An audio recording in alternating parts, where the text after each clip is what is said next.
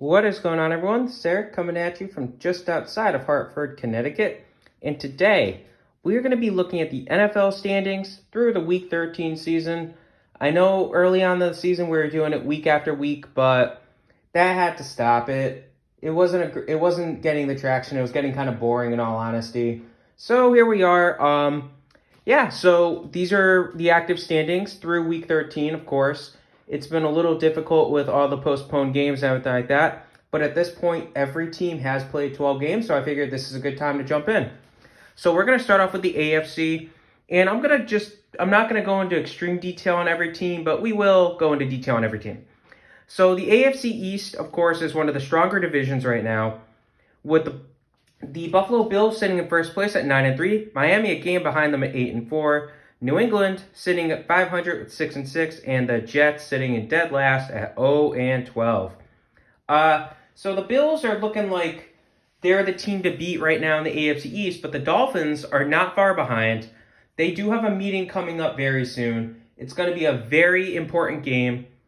I would like the Bills over the Dolphins. I think they're a better team, but the Dolphins are definitely in competition. They are definitely a good team. They definitely have a very good chance to make a run if they get into the playoffs. Obviously, I don't think the winner of this division is making it to the Super Bowl. We'll get to that team in a minute that I think will. But Buffalo is a good team. Miami is a good team. They're both a little ahead of where we expected them to be. New England sitting at 500 is a little surprising, but it also speaks volumes to Bill Belichick. Obviously, they just demolished the Chargers last week. What was it, 45-0, something like that? And all the opt-outs, the fact that, Cam Newton had COVID, so he missed the game, probably came back, he wasn't 100% ready or healthy. But this team is still sitting at 6-6, despite basically their whole defense holds Stephon Gilmore, who also had, COVID. Everyone opted out. So this team's doing much better than I expected. If it wasn't for Belichick, who knows where this team would be this year? They might be with the Jets, who are sitting at 0-12, and the E by their name indicates they are officially eliminated from playoff contention. The Jets are 4 games away from tying the dubious 2007 Detroit Lions and 2017 Cleveland Browns with an 0-16 record. And I take it back with 2008 Lions, my mistake there. So the Jets are not good, simply put. The Jets have a lot of problems, and I don't know if Trevor Lawrence will be the answer. We'll see what happens. Expect a lot of changes. Obviously, they lost in a very humiliating fashion last week to the Raiders. I don't understand why you rush 8 guys in an obvious Hail Mary attempt, but unless you want to lose, that's the only way I can think of. AFC North. So at this point last week, the Pittsburgh Steelers were still sitting pretty at 11-0, but they just suffered their first loss, so they dropped to 11-1. Cleveland hanging in there at 9-3. Baltimore kind of falling a bit, sitting at 7-5. And the Cincinnati Bengals dead last in that division, 2-9-1. This is probably the best division in football. So, yes, they're all getting a lot of help by playing the NFC East, who we'll get to in a little bit. Pittsburgh, a lot of hate was given to them. A lot of people are saying worst ever 11-0 team. Is it true? Kind of. They weren't a great team. They were winning a lot of close games. They were beating teams that they should have beaten with ease, but barely beat them. So we'll see. Pittsburgh still has the talent to make a run in the playoffs. Their receiving core is elite. But, you can only throw the ball every play if you're playing a team that doesn't have corners. You need to run the ball.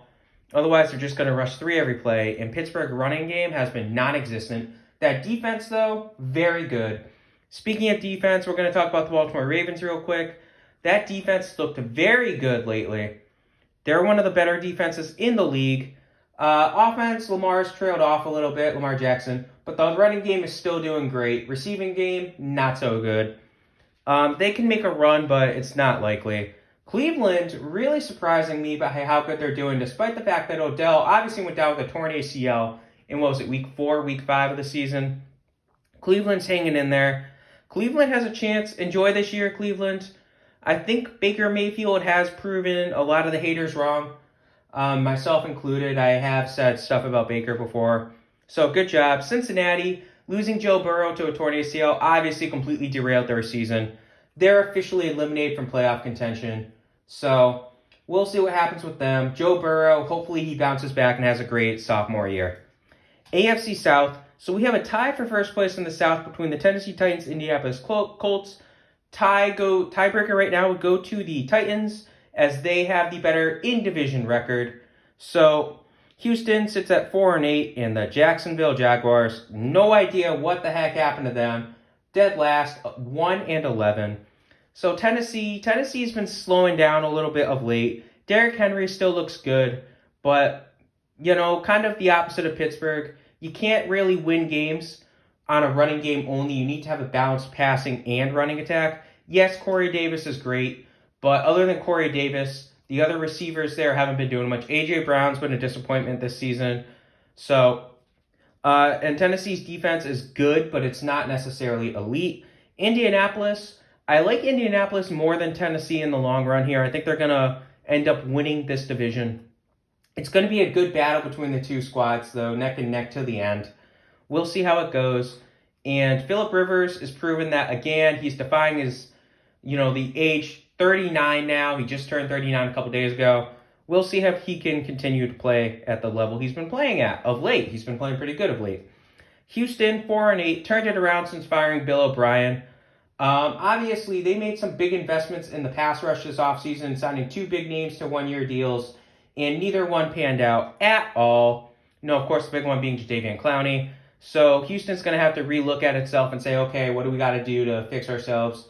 Deshaun Watson's definitely the answer at quarterback. But other than Deshaun Watson, what do you have? And lastly, Jacksonville officially eliminated, 1-11. Not much to say about them other than, why are you doing what you're doing to Gardner Minshew? Let the guy start. He's earned it. AFC West, Kansas City Chiefs clinched a playoff spot. They're one of 2 teams to clinch a playoff spot, sitting at 11-1. Las Vegas Raiders, 7-5. Denver Broncos, 4-8. Los Angeles Chargers, dead last at 3-9. So Kansas City looking really good. There's not a lot of faults on that team. They had a couple players opt out. They're starting running back, they're starting right guard. But they've recovered nicely without the 2 of them. Obviously, you have Le'Veon Bell now. So the rich just got even richer. Kansas City should have no problems running away with this division. One more win or one more Raiders loss, and they already lock up the AFC West. Las Vegas has been slipping of late. Earlier on, they looked really good, but they've just been struggling of late. Obviously, they almost lost to the Jets this past week. Red flag should be flying in the air, but this team still has a playoff contention vibe going around it. Denver, I'm a big Drew Lock fan, but I don't know if Drew Lock's the answer. I really don't. He hasn't been playing well. Granted, yes, Cortland Sutton, your number 1 receiver, went down with a torn ACL week 2 after missing week 1 already. So I'd be concerned if I'm a Broncos fan, but give Lock 1 more year. Chargers already eliminated from playoff contention. This team's done. You got to blow it up. I have no idea what the heck happened to the Chargers. They were supposed to be this great team. They had a great run in 2018 and 2019, 2020. No idea what's going on with them anymore. Herbert's looking really good. But other than Herbert, everyone else has just been a massive disappointment on the offense. Hold Keenan Allen. Now I go to the NFC. And the NFC East, oh boy. Oh my goodness. So the New York Giants sit in first place with a 5-7 record, tied with the Washington football team. However, New York has the edge due to the fact that they went 2-0 against Washington this season. That may be critical. That very well might end up getting them a playoff spot. Should be noted that the Giants might be the first team in NFL history to start off a season going 1-7 and make the playoffs. With the way they've been playing, it's definitely possible. Philadelphia, 3-8-1, and Dallas, 3-9. So the Giants right now, like I said, they have a good shot. A lot of crazy things have been happening with them. Daniel Jones dealing with a hamstring injury. Colt McCoy steps in. They pull a shocking upset last week. So the Giants are looking like they might be spoilers this year. I hope they can make a run. I have a lot of respect for the Giants, and the fact that they're doing all this without their number one player, Saquon Barkley, speaks volumes on the team. Washington, Washington's looking good too. Alex Smith is really starting to drive this offense. I think it's safe to say Haskins is done. He's gone at the end of this, some point in the 2020-2021 offseason. He's done. There's absolutely 0 point in keeping Dwayne Haskins in Washington anymore. Alex Smith is your guy. You got to draft a quarterback this year or next year. But, Alex Smith's doing a great job. A lot of respect to him. Comeback player of the year, hands down, no questions asked, even before he stepped foot on the field. And he's winning games for this team. Has to be stated. Philadelphia, don't you guys worry. You will be getting a video about the Philadelphia Eagles at the end of the season. That's a promise. I don't want to go into too much detail, but I do want to mention, as of right now, there are 2 teams in the NFL that have not scored 30 points in a single game this year. It is the New York Jets and Philadelphia Eagles. So, yeah, you'll be getting a video. Don't worry. In Dallas, losing Dak Prescott, obviously, he was the heart and soul of your team. Very interesting, very sad to say it, but we'll see what happens with Dallas. They definitely have a good team, but Ezekiel Elliott, all those people who were saying Elliott is the best running back in the league can go shut up, because this is proof that he's not. The guy is struggling massively this year, and I'm happy to see it. I'm very happy to see it. He was a product of that system, so Zeke can shut up himself. I don't like the Cowboys. You guys know I don't like the Cowboys, but I hope they win out so they get a worse draft pick. NFC North. Packers sitting first at 9-3, Minnesota 6-6, Chicago and Detroit sit tied at 5-7. Both teams have tied their head-to-head. They both went 1-1 in the head-to-head, and they have the same division record. So I just put them alphabetically. Green Bay looking good. Rodgers really proven he's on a mission this year. After the whole drafting Jordan Love in the first round thing, he's on a mission. He wants to prove that this is his year. He wants to carry that team to a Super Bowl. We'll see how it goes. Minnesota playing 500 ball. They're good. They're not great. Minnesota's defense has regressed. Their offense has regressed a little bit. But the fact that they're still at 6-6 and still alive proves a lot. Minnesota's a good team. Don't count them out, but don't mark them down as a contender. Chicago. The mighty have really fallen. Oh my gosh. People talk about how Pittsburgh was the worst 11-0 team in history. Chicago went, 3-0, 4-0 before suffering a loss? I think they're definitely the worst 3-0 team in NFL history. That team just fell apart. Oh my goodness me. Yes, I understand Trubisky and Nick Foles are your quarterbacks, but what the heck happened to you guys? I love Nick Foles, obviously, but he's a system quarterback, 100%. If you want Foles to succeed, you got to bring him back to Philly. Not going to happen, though. Well, who knows, actually. And Detroit's offense has actually been doing very well. Detroit's doing better than I expect them to do this year. Stafford, he's playing through an injury. He's been playing through an injury for the past couple weeks. Marvin Jones is finally turning it back on, so they finally have a passing game ready. And this is without DeAndre Swift, so their top running back's out. So they've been relying on the likes of Adrian Peterson and Kerryon Johnson. So who knows what's going to happen when Swift comes back. If this offense could continue, Detroit could play spoiler to a couple teams. NFC South. So we have the one NFC team to clinch a playoff berth. That's the New Orleans Saints. They're sitting in first at 10-2. Tampa Bay 7-5. Atlanta and Carolina both sit at 4-8. So New Orleans definitely looking like the heavyweight in the NFC right now. They're definitely ready to compete. This is obviously without Drew Brees as well. They haven't played with it he hasn't played, I should say, for 3 games. Taysom Hill took over. Hill's led them to a 3-0 record. So we'll see how it goes. There might be a little bit of a controversy when Brees is healthy to play, but they might just say, listen, Drew, you're going to sit on the bench weeks 14, 15. We want you to be as healthy as you can be. We'll put you back week 16. That's a situation to monitor. But a lot of people are saying the New Orleans brass sees Taysom Hill as the future franchise quarterback. Very interesting thing to say, especially since, Brees very well might retire at the end of this year. It's not likely. He still has a lot to prove, in my opinion. but maybe New Orleans gets rid of him and keeps Taysom Hill. Taysom Hill, franchise quarterback? I don't think so. The guy's 30 years old, maybe 31 now. But Tampa Bay, listen, Brady was supposed to be the savior. This team was supposed to go 16-0 if you talk to a lot of people. Guess what? They're not. They're 7-5. Brady has his faults. So what? The defense is good, but it's not great. Tampa Bay can play spoiler, so we'll see how it goes. Brady is the biggest sore loser in football, all right? Didn't shake Jared Goff's hand after losing to the Rams, so I just am sick of people praising Tom Brady. I'm sick of his attitude. I'm going to stop before I just go on a 20-minute rant about Brady. Okay. Atlanta Falcons, the offense is there. The defense is not. You got some work to do, but oddly enough, you fired Dan Quinn and your team catches on fire. It's weird, them, Houston, a lot of these teams that are firing their coaches are catching up and getting wins. Maybe that's why the Jets haven't fired Adam Gase yet. Carolina, obviously losing the best running back in the game, Christian McCaffrey, hurt.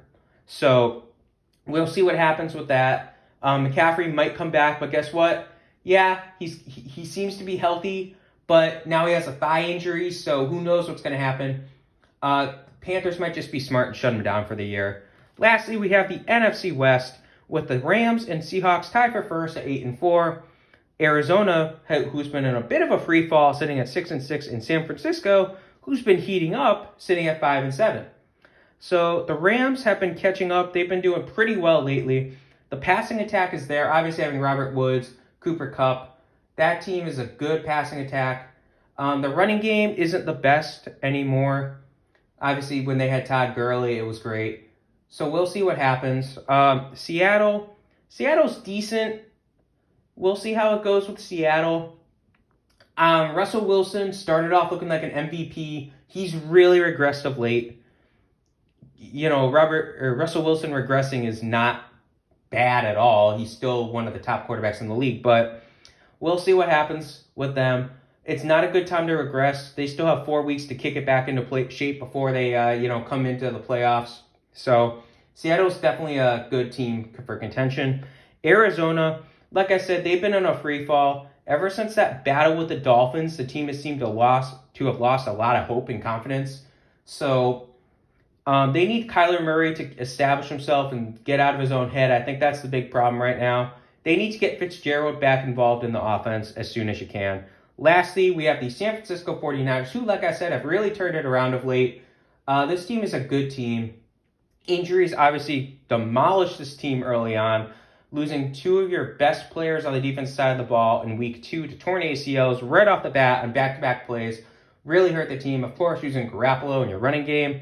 I don't want to list off every injury San Francisco's dealt with, but they've dealt with a lot. So we'll see how it goes with San Francisco. Hopefully they can get themselves in contention soon. Interesting side note about San Francisco. They are not playing their home games in San Francisco. They have to play in Arizona due to Santa Clara County saying you can't play here. Of course, due to the pandemic. So another little interesting note here about the NFC. This is week 13's over, so we're heading into week 14. No team is eliminated from playoff contention. This is the longest ever that the NFC, ever since expansion, has had every team active. But that is your playoff picture, or this is the standings at this point. Hope you guys enjoyed this video. Have a good rest of your day.